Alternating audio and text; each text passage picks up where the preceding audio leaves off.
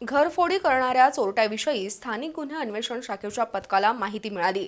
या पथकानं सापळा रचून सरनोबतवाडी इथल्या यश जाधव या 20 वर्षीय चोरट्याला अटक केली। त्याच्याकडून 2.25 लाख रुपये किमतीचे दागिने आणि रोकड जप्त करण्यात आली। करवीर तालुक्यातील सरनोबतवाडी इथं 26 जून ते 3 जुलै दरम्यान एका घरात चोरी झाली होती। याबाबत गांधीनगर पोलिसात गुन्हा दाखल झाला होता।